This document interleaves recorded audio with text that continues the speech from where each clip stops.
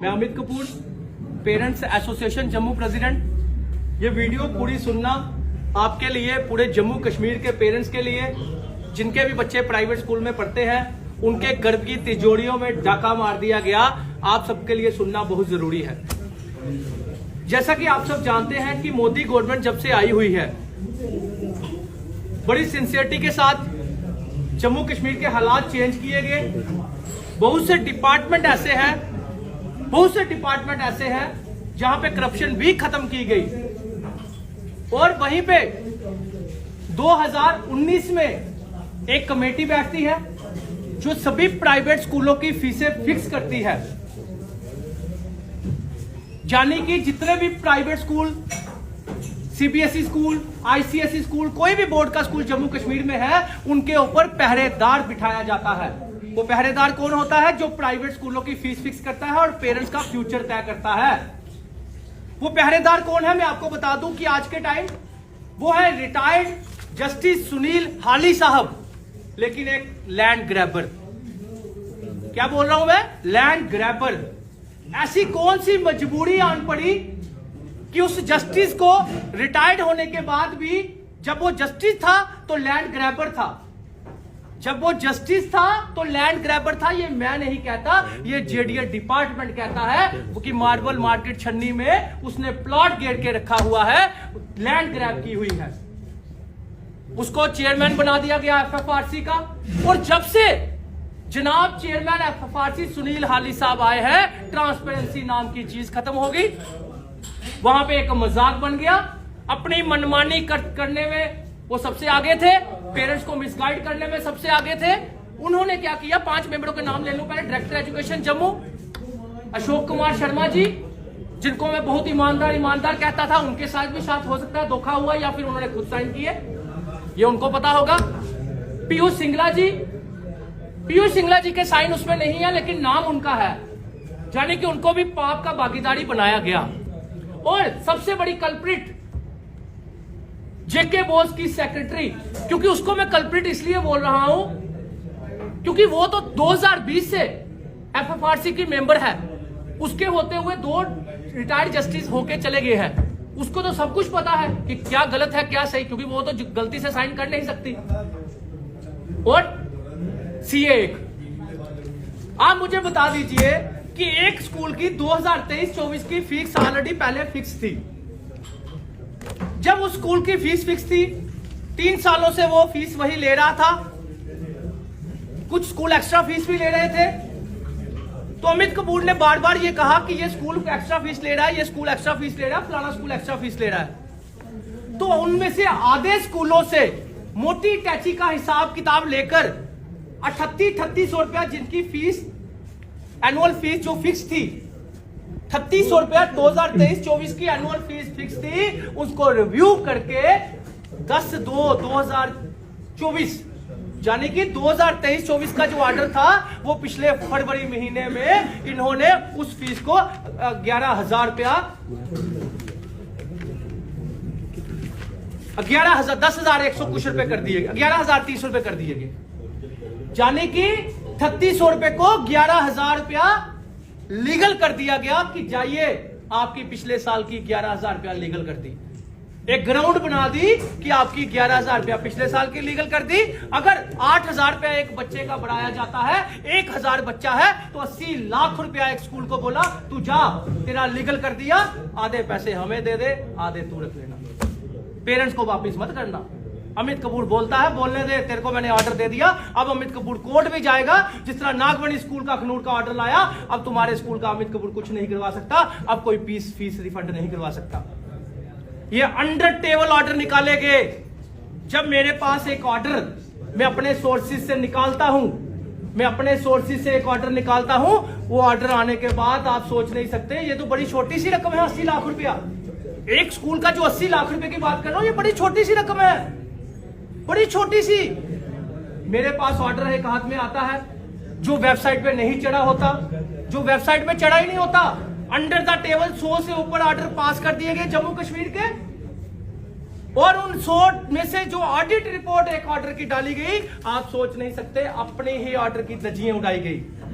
आप मुझे बताइए, किसी स्कूल के पीएन की 72,000 सैलरी होगी क्या? किसी प्राइवेट स्कूल टीचर की 72,000 रुपया सैलरी होगी?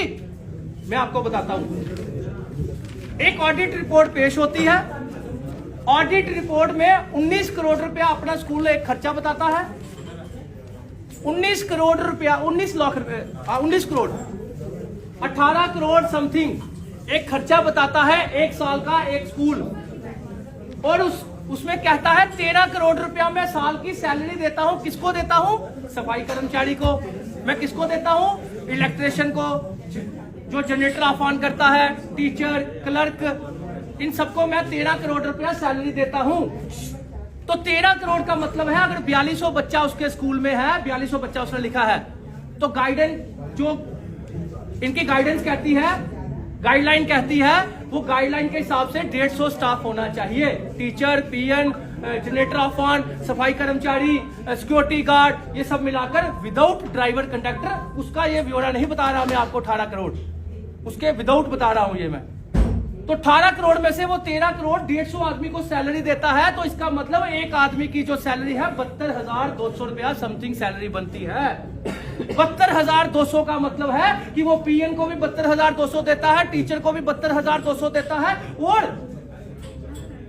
और एक सफाई कर्मचारी को भी 72,200 देता है, सिक्योरिटी वाले को भी 72,200 देता है।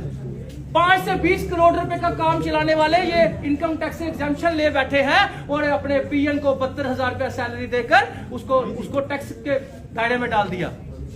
क्या ऐसा सच हो सकता है? क्या ऐसा सच हो सकता है? क्या ये ऑडिट रिपोर्ट ऐसी पास हो सकती है? अब सीए तो सीए की रिपोर्ट को यस करेगा। क्या ये 5 महारथियों ने नहीं देखा कि हमने अपने ही ऑर्डर की धज्जियां उड़ाई? क्या कोई प्राइवेट स्कूल में 72,000 रुपया सैलरी है? क्या कोई प्राइवेट स्कूल में पीएन की 72,000 सैलरी है? क्या कोई प्राइवेट स्कूल में सफाई कर्मचारी की 72,000 सैलरी है? नहीं है। वही मैं बोलना चाहता हूं कि इन्होंने खुद ही एक ऑर्डर निकाला कि एडवर्टाइजमेंट बैन है, लेकिन इस ऑडिट रिपोर्ट में 1 करोड़ 45 लाख रुपया एक साल का स्कूल ने अपना खर्चा बताया है, इन्होंने वो भी पास कर दिया। वहीं पे एडमिशन फीस सुप्रीम कोर्ट कहता है कि बंद है, लेकिन इन्होंने क्या किया, उस स्कूल को 12,000 रुपया new entrance annual fees new entrance के नाम से 12,000 रुपया पास कर दिया। यानी कि एडमिशन फीस का नाम इन्होंने न्यू एंट्रेंस के नाम से चेंज करके उसकी भी permission they the under the table. और ये ऑर्डर अभी तक वेबसाइट पे नहीं चढ़े हुए, और 100 से ऊपर ऑर्डर ये पास कर दिए गए। और पीयूष सिंगला को भी पाप का भागीदार बना दिया, और जम्मू कश्मीर के बच्चों के फ्यूचर को स्पॉइल करने के लिए मुझे लगता है आधे से ज्यादा बच्चे अब आने वाले कल में पढ़ नहीं पाएंगे। इतनी महंगी एजुकेशन होने के बाद आधे से ज्यादा बच्चे पढ़ नहीं पाएंगे। इतना झूठ बोलने के बाद कि हम टीचर को 72,000 सैलरी देते हैं, हम पीएन को 72,000 सैलरी देते हैं, तो बताइए ये 5 महारथी इतने शरीफ है बेचारे, ऑर्डर पास कर दिया जाता है कि जाओ 1 करोड़ 90 लाख रुपया और लूट लो पेरेंट्स से, आप टेंशन मत लो, आप बड़े घाटे पे हो। तो इससे आप सोचिए कि अगर इस तरह 100 ऑर्डर पास किए होंगे तो 1 अरब रुपए का नेक्सस हुआ होगा फीसों का, तो इनके कितने मोटी टैचियां इन 5 मेंबरों ने ली होंगी, और 5 में से कितने इनके हिस्सेदार बने होंगे। यहां से पता चलता है कि सीबीआई इंक्वायरी की जरूरत है। सीबीआई इंक्वायरी की जरूरत है कि ये 13 करोड़ रुपया सैलरी बताने वाले स्कूल, इनकी इंक्वायरी होनी चाहिए। इनको ऐसे हजारों स्कूलों के ऑर्डर इन्होंने पास कर दिए अंडर द टेबल। मेरे पास एक ऑर्डर हाथ में चढ़ गया जो इन्होंने, मैं वही बताने जा रहा हूं। एक ऑर्डर मेरे बड़ी मुश्किल से अपने सोर्सेज से मैंने पता किया, दिल्ली पब्लिक स्कूल का नया ऑर्डर पास होता है 10/2/2024 को। 10/2/2024 को एक्स मंत्री का यह स्कूल है, 10/2/2024 को ऑर्डर पास होता है। और ये जनाब आप देखिए ऑर्डर में कितने घोटाले हैं, ये वेबसाइट पे अभी तक नहीं चढ़ा हुआ, ये और ये जनाब कहते हैं कि मैं एडवर्टाइजमेंट पे 1,45,00,000 रुपया खर्चा करता हूं, जबकि ऑर्डर कहता है एफएफआरसी का कि आप एडवर्टाइजमेंट पे एक पैसा भी खर्च नहीं कर सकते और पेरेंट्स से नहीं ले सकते, लेकिन ये ऑडिट रिपोर्ट में डालता है और ये 5 महारथी उसको पास कर देते हैं। ये कहता है कि 13 करोड़ रुपया सैलरी मैं अपने 150 स्टाफ को देता हूं, ट्रांसपोर्ट छोड़ के, ट्रांसपोर्ट को अलग रख के, ड्राइवर कंडक्टर को अलग रख के, और ये महारथी उसको पास कर देते हैं। ऐसे हजारों स्कूलों के ऑर्डर पास कर दिए गए हैं, ऐसे हजारों under the table order pass कर दिए गए हैं। और आप मुझे बताइए कि ऐसे लोगों की सीबीआई इंक्वायरी नहीं होनी चाहिए? क्या ये बीजेपी को बदनाम करने की कोशिश नहीं? क्या ये बीजेपी को इलेक्शन हरवाने की कोशिश नहीं है चेयरमैन के द्वारा, इन 5 सरकारी कर्मचारियों के द्वारा? बीजेपी को मैं गालियां इसलिए निकालूंगा क्योंकि ये बीजेपी के बिठाए हुए 5 सरकारी कर्मचारी हैं।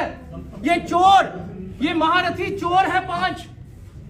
इन 5 को डिसमिस फ्रॉम सर्विस करना चाहिए। मुझे पता है कुछ नहीं होगा, क्योंकि जो इंक्वायरी बिठाएगा उसको खरीद लिया जाएगा। इसलिए मैं आज अकेला बैठा हूं, मैंने साथ में कोई बंदा नहीं बिठाया, कहीं उस साथ वाले को खतरा ना हो जाए। मैं तो कफन बांध के निकला हूं 4 सालों से, मुझे मरवा देंगे कोई फर्क नहीं पड़ता, लेकिन साथ वाला ना कहीं मर जाए। हो सकता है ये 5 मेंबर मुझे भी कुछ ना कुछ करवा दे, क्योंकि ये छोटा मोटा नेक्सस नहीं किया इन्होंने अंडर द टेबल।